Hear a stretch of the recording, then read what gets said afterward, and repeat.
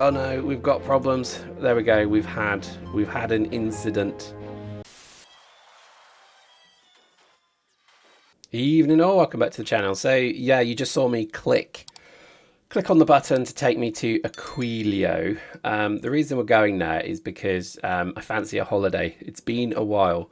Let me, while we travel and watch things get destroyed on the platform, let me just show you what I have been doing in my downtime. You will notice considerable upgrades. Those of you who've seen the last two videos, you'll note that I have basically been building like crazy. First off, interestingly, somebody posted in the comments, quite rightly actually, that actually doing all of my, read the belt signal things here would cause a UPS drop. So far, so good. I'm running on a relatively okay PC, but I think it's probably about 5-6 years out of date now. So I don't know. It seems to be running okay, but I will keep an eye on that because you can see obviously there's so many areas where we're reading the belt. We're asking the belt to tell me, are we enough of this? The supply and demand thing is working brilliantly. We're making most things now. And it's pretty cool. And I've yet to sort of release why I'm doing this because, oh, hang on, here we go. This is slightly scary. I'm not going to lie, this is a bit terrifying. So we have now, I think, probably one of the biggest challenges of Snowflake Base we've had in quite a while, actually. But so far, I mean, we've got plenty of ammo. The ammo snake is literally flying around. I think we've got more rockets than you could shake a stick at. And that's an old saying, isn't it? And basically, I think we're probably going to be okay, but I don't know. Let's see. I've never taken it to Aquilo before, and as you can see, it's a bit of a... Oh no, where are we? Oh, we're here, aren't we? So look at that. It's going pretty quick. I'd say we're all right. I mean, let's wait for the warning klaxons, but I think we're doing well. The good thing about this as well is we get a load of resources, which obviously we oh, hello. Oh no, we've got problems. There we go. We've had an incident. This is not good. I wonder why that happened. What did I find? It must be this. It must be that I need to set those to shoot the big ones. But it handles them. Look at that. Handled them fine. Who knows? We lost a bit. We lost a stanchion. Oh, I love it. I love this game. This game is so good. Right, have we just lost something else? No, we're good. I think we're okay. Uh-oh, that isn't good. Why is it not shooting? Seriously, why are you not shooting? Oh, it's because that's set to unlisted targets. Oh, my days. Oh, my days. That's terrible. Right, so we need it to basically shoot these things. Did you see that? That was sabotage. Someone has sabotaged me. Do you know sabo? Comes from throwing clogs in the machines, the weaving machines. There you go. Fun fact. Anyway, so why am I going to Aquilo? Fancy a holiday. I think I just want to go... Something else was lost then.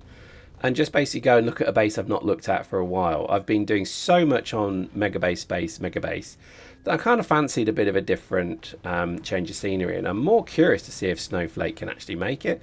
It's made it fine. Obviously, one little insurance claim there. But that's like when you loan your car to your girl and you know that there's going to be a bump in it because she went to get coffee. And, she saw her girlfriend there and she basically backed into a bollard. And she gets out and buffs it and looks at it and then kind of, talks to a friend about it for about an hour. And then drives home and then parks it with the thing hidden so that when you drive the car, you pick it up and you don't realize. Did that happen? Yes, multiple times.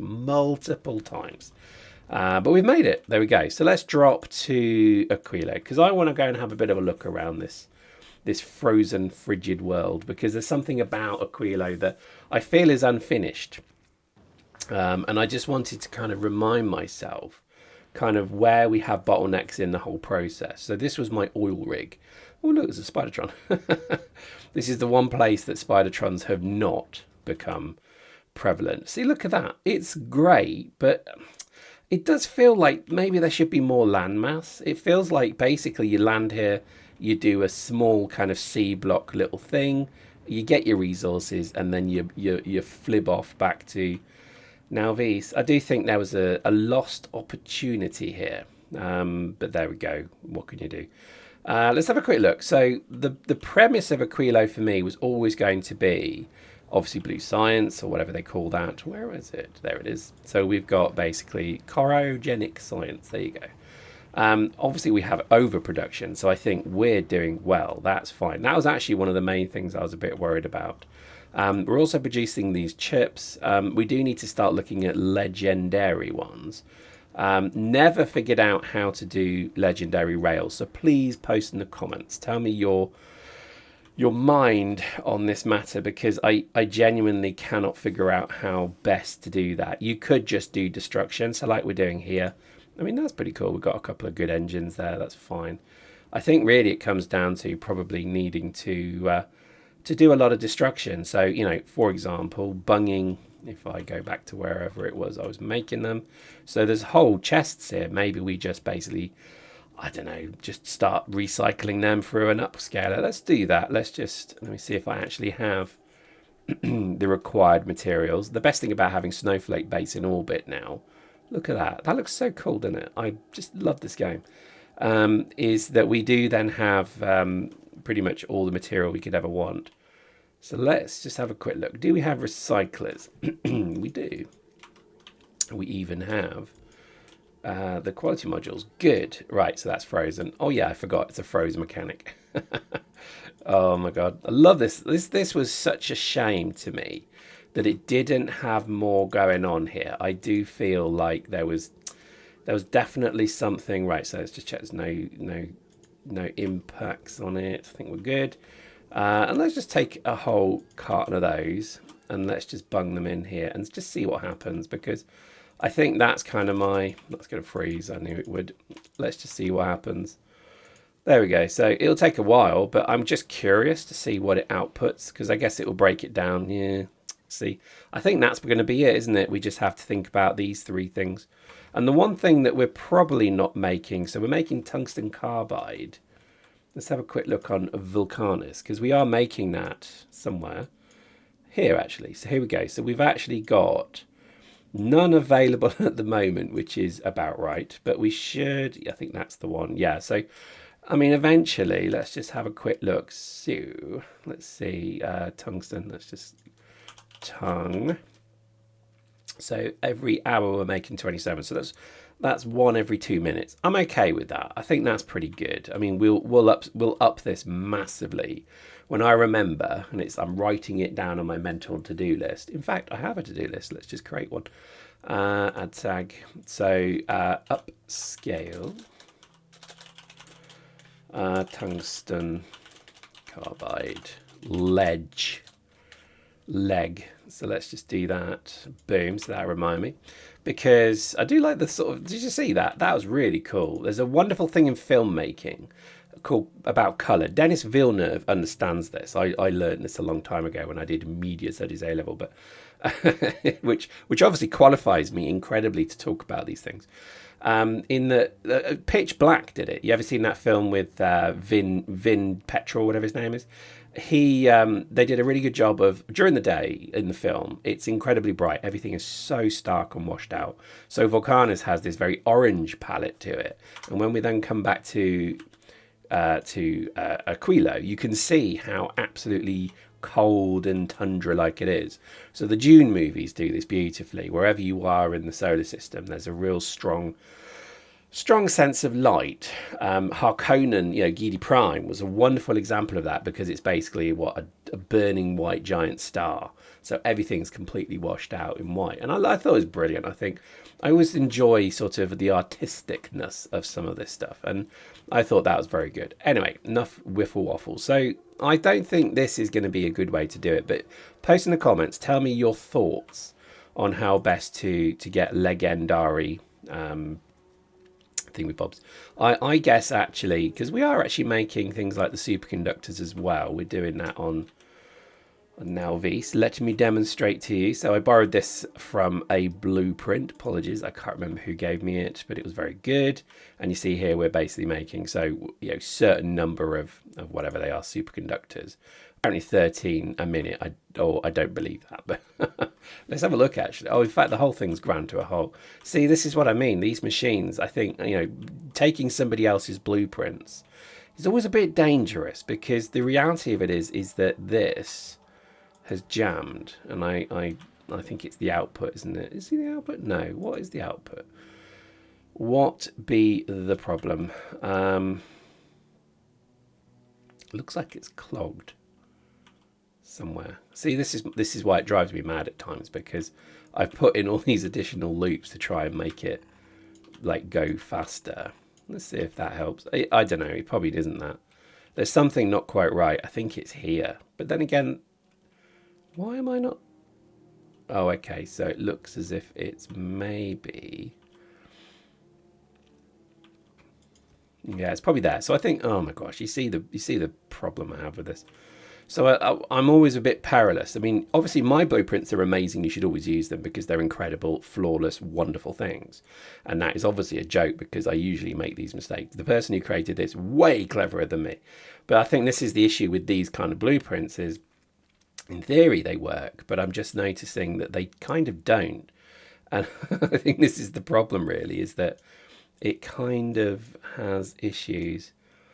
Yeah, post in the comments. I am absolutely flummoxed, but then again, I'm full of cold at the moment. I in my festivaling at the weekend, I'm not kidding. I feel like I have French kissed a 90-year-old plague victim from the Middle Ages because I just feel like somebody has just done terrible things with my face. It just feels awful. So I don't know. I think this is just jammed. I think this is one of the problems with these machines. We'll redo this. So I'm just going to put a tag here. Sort this load of bibble out. There we go.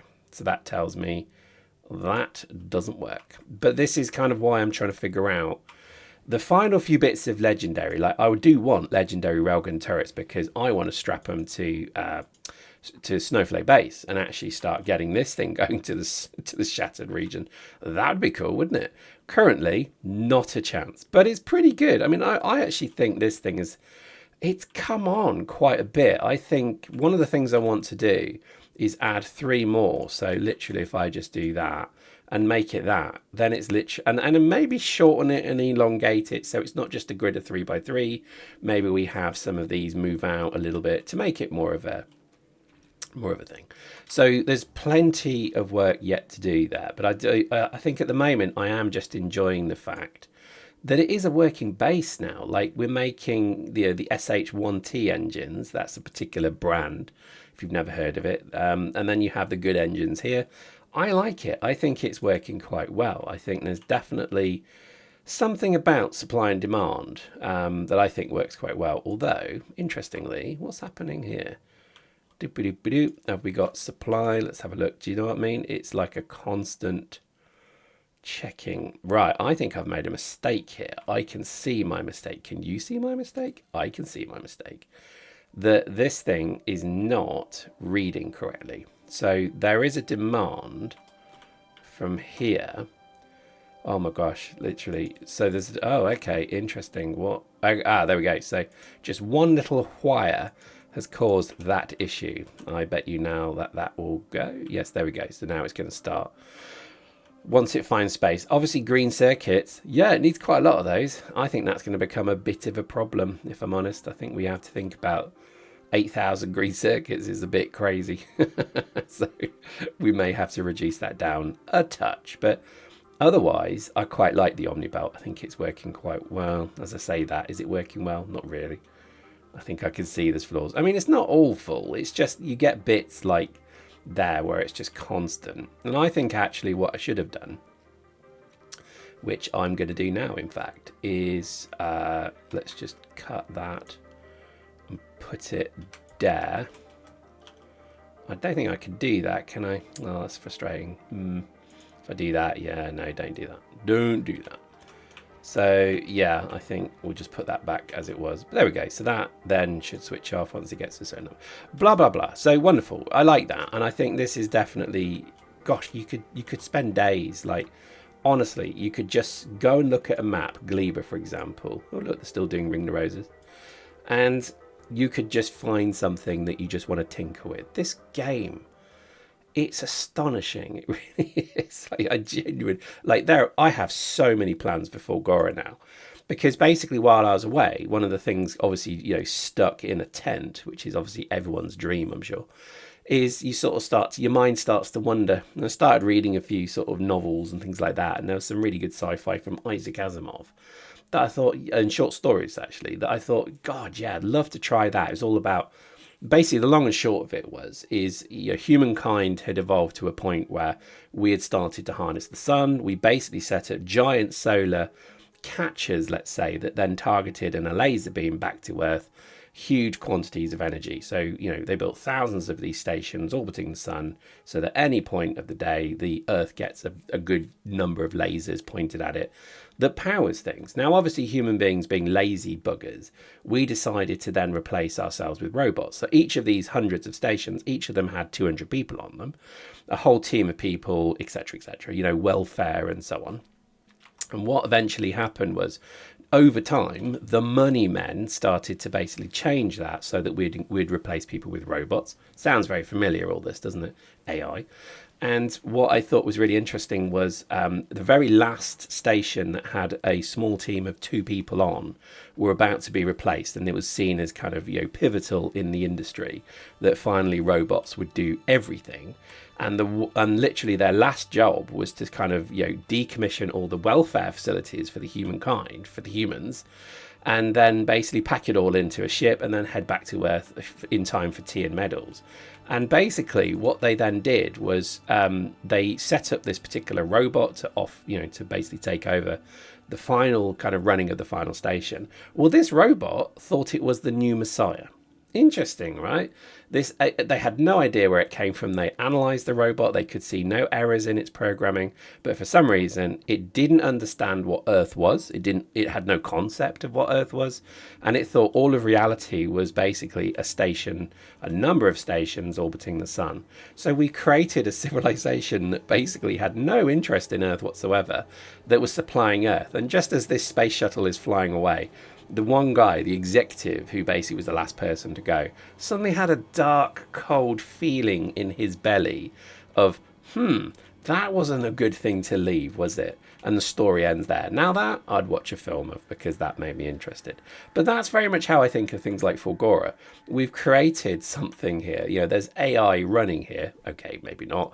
But, there's robots running. Imagine if one of them suddenly just decided that they became self-aware and they basically had different thoughts. Now, not necessarily they were self-aware, but it's that feeling of like, yeah, that's interesting to me. And I think this particular map for Gora, because it's a wasteland, something or someone was living here, right? Well, I really wish they'd finish this place. I still think this is an incredible... it's like Mars. There's something about it. There's something that draws one to it. And I really, really like Fulgora. So I think my next run probably will start on Fulgora, but we'll see. So there we go. So we're looking at Aquilo. I mean, there's not a lot really to do here. I think this is probably the issue with it. I think my plans for this particular base really stem from maybe we just start to extend out to the other islands. But to be honest with you, there's not a huge amount you can do. I do like the idea of a mega base here. And I think maybe that's something we look at. But I think for now, it was more just an outing for Snowflake Base. And I think it's been a bit of a joy to see this base basically started as one little bit here in orbit, actually, around Aquilo. You remember it. If you haven't seen the video, go and look at it. But this base started by being packaged up and sent to Aquilo. And then it deployed its arms. And then look at what it's now evolving into. It's becoming a full megabase in space megabase. And I genuinely am loving the fact that this is the sort of thing you can do in this game. So there we go. Hope you enjoyed that. Join us next time. We have a new series coming. Exciting, I know. It's a little miniette series. We're going to be playing a particular map. Anyway, hope you enjoyed that. See you next time.